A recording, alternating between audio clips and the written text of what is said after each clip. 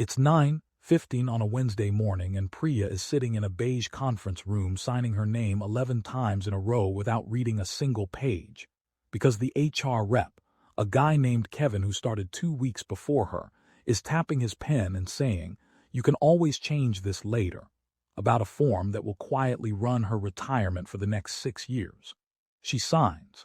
She doesn't know what percentage she just picked. 3 floors up, in the same building, Marcus is 34 and has just opened his 401k dashboard for the first time since he was hired, only to discover it's been sitting in a target date fund with an expense ratio he can't pronounce, contributing at a rate he set during a phone screen he barely remembers. Neither of them did anything wrong on purpose. That's the part that should scare you.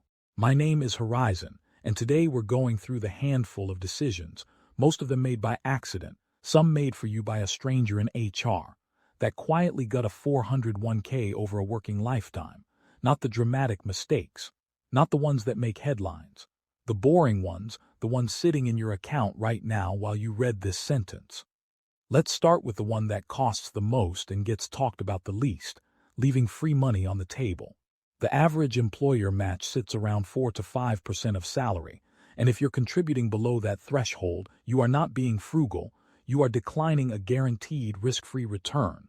That doesn't exist anywhere else in finance. Not in stocks, not in bonds, not in real estate. Nowhere. You make $70,000 a year and your employer matches 50% up to 6% of your salary. That match is worth about $2,100 a year every year for free, contingent entirely on you contributing at least 6% yourself. Skip that, and over a 30-year career at a 7% average return, you didn't just lose $2,100 a year, you lost roughly $212,000 by the time you retire. That's not a rounding error. That's a house. The maddening part is almost nobody skips the match on purpose. They skip it because the default contribution rate set during onboarding sits below the match threshold, and nobody ever circled back to fix it. Which brings us to Priya's mistake, the one she didn't know she was making. Auto-enrollment is now standard at most companies, and on paper it's a genuine improvement. It pushed participation rates from around 29% to over 90%. Good news, except the default contribution rate baked into most auto-enrollment plans is 3%, and people stay there, not for a year, for a decade. Priya signed those forms at 26. She's 32 now. She has never touched that number. In that time, she's gotten 2 raises and a promotion, and her contribution rate has stayed frozen at exactly what a stranger picked for her during a 15-minute onboarding session 6 years ago. Here's the arithmetic on that. The difference between contributing 3% and 10% of a $70,000 salary, invested at 7% over 30 years, is not a difference of a few $1,000s. It's a difference of roughly $480, $500,000, sitting inside a number nobody ever asked Priya to choose on purpose. She's not behind because she's bad with money. She's behind because a form got signed on a Wednesday and never got revisited. It compounds in a direction most people don't expect. Every time you change jobs, you get redefaulted. You spend 4 years quietly climbing your contribution rate from 3% to 8%, and then you take a better job with a raise, walk through a new onboarding process, and get silently reset back to 3%. Your income went up. Your savings rate went down. Nobody sent a memo. Given that the median job tenure in America is now under 4 years, this isn't a one-time mistake. It's a mistake with a recurring subscription. Marcus has done this twice already without realizing it. The second mistake is the one that sounds harmless and might be the most expensive one on this list: fees. Fraud, not hidden fees in some sinister sense, just ordinary expense ratios sitting quietly inside your fund selection. The Department of Labor's own modeling shows that a single extra percentage point in annual fees can cut your final balance by roughly 28% over a full career. Percentage point. If Marcus and a coworker both contribute identically for 35 years, and Marcus is paying 1.5% in fund fees, while his coworker is paying 0.5%, Marcus doesn't end up with a slightly smaller number. He ends up with hundreds of thousands of dollars less. Doesn't show up as a withdrawal. It doesn't hit your bank account. It just quietly shaves a sliver off your growth every single year, invisibly, forever.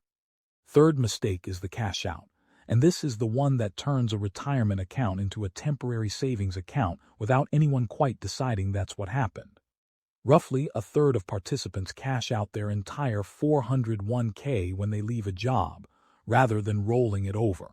Given that the median worker changes jobs roughly every 4 years, that means a meaningful chunk of the working population is resetting their retirement account to zero on a schedule close to once per presidential term. Out early and you're hit with income tax on the full amount plus a 10% early withdrawal penalty if you're under 59 and a half. So you're not just draining the account, you're paying a toll to drain it. Marcus at 28, switching jobs, seeing $14,000 sitting in an old 401k, and thinking of it as found money instead of what it actually is. A decade of future compounding wearing a disguise. Cashes it out to cover moving costs. Reasonable in the moment. Devastating on a 35-year timeline because that $14,000 left alone at 7% for 3 decades would have grown to roughly $106,000. He didn't spend $14,000. He spent $106,000. He just didn't feel it yet. Fourth, hardship withdrawals, which have been climbing steadily from about 2% of participants a few years back to around 6% now. And the detail that should stop you is the size of them. The median hardship withdrawal is around 1,900. Nobody is raiding their retirement account for a vacation. A large share of these withdrawals go towards stopping a foreclosure or an eviction, and a similarly large share are medical. People are using their 401k as an emergency fund because they don't have one, and workers earning under $50,000 are several times more likely to do it than higher earners. This isn't really a 401k mistake at its root. It's an emergency fund mistake wearing a 401k costume, and the tax penalty attached to it functions like a surcharge for being broke on the wrong Tuesday. If there's one structural fix buried in this video, it's this. The emergency fund is an optional infrastructure sitting next to your retirement account. It's the thing that keeps you from ever having to touch it. Fifth, and this one is quieter and more insidious than the others, leaving old 401ks behind and simply forgetting about them. There are tens of millions of these accounts scattered across old employers right now, holding well over $2 trillion combined, averaging somewhere in the neighborhood of $65,000 to $70,000 each. Some of that money isn't earning what it should be, because it's sitting in whatever default fund it was parked in the day you left, possibly with fees nobody is monitoring anymore, in an account you may not remember the login for. Marcus has 2 of these. He knows he has 2 of these. He has not looked at either one in 4 years. This isn't dramatic. Nobody loses sleep over it. It's just money quietly not doing its job, scattered across old employers like socks left behind in a laundromat you're never going back to. Now, the 6th mistake is the one that gets the least airtime because it doesn't look like a mistake in the moment. It looks like discipline. It's panicking during a downturn and moving your entire allocation to cash, or stopping contributions altogether, right when the market is cheapest. Firms that track actual investor behavior against the funds they hold have found for decades that the average investor meaningfully underperforms their own investments because they sell at the bottom and buy back in near the top. The market offers a return.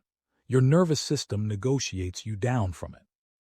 And the years this tends to happen, the scary years, are frequently the years that matter most because a dollar invested during a downturn, when prices are depressed, often ends up doing disproportionate work over the following decade. There's a 7th mistake worth nomming because it's almost invisible. Taking a 401k loan and treating it as a low-stakes decision because, technically, you're paying yourself back. The catch is what happens if you leave your job, voluntarily or otherwise, while that loan is outstanding. In most plans, the remaining balance comes due almost immediately, and if you can't repay it, it gets treated as a distribution, hit with income tax, and again, that 10% penalty. Marcus took a loan against his old 401k to cover a security deposit. 6 months later, he got a better offer across town. He had 30 days to repay several $1,000s he didn't have sitting around or eat the tax hit. He ate the tax hit. So let's put a number on all of this, stacked together, because that's the part nobody does. Take a hypothetical worker. We'll call her Priya's twin, same salary, same employer, who makes just 3 of these mistakes over a career. Stays at the 3% default instead of moving to 10%. Cashes out 401k during a job change in her 30s, and pays 1% more in fees than she needed to across 3 decades because she never checked her fund lineup. Individually, each of those choices feels forgettable.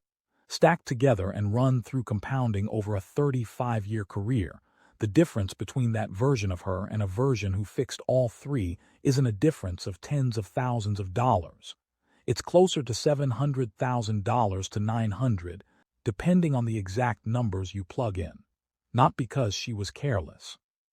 Because she was busy, and the system is built so that doing nothing is the default action, and the default is expensive. Here's the asterisk.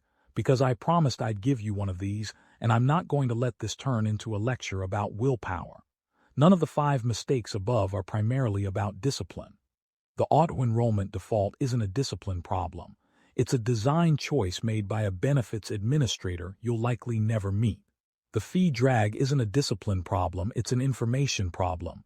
The cash-out and hardship withdrawal patterns aren't discipline problems either. They're liquidity problems. Evidence that people don't have anywhere else to turn when a real cost hits. If you've made 2 or 3 of the mistakes on this list, you are not an outlier. You're the median. The system was built with defaults that quietly favor inertia, and inertia is expensive, and blaming yourself for inertia inside a system engineered to produce it is missing the actual target, which is why the fix for almost everything on this list takes less time than the mistake did. Go look at your contribution rate today, not this weekend. If it's sitting at whatever number was chosen for you in week 1 of a job you may not even still have in the same form, move it. Even 1 percentage point, move the day after a raise so you never feel the difference, compounds into real money over a career. Check whether you're capturing the full employer match, because that's the only guaranteed return available to you anywhere. Go look at the expense ratios on the funds you're actually holding, not the ones you assume you're holding, and compare them to the lowest cost index option in your plan, because in most plans one exists, and it's usually sitting a few menu items away from the expensive one. And if you've got old 401ks scattered behind you at former employers, an afternoon spent consolidating them into a rollover IRA is one of the higher value afternoons available to you this year.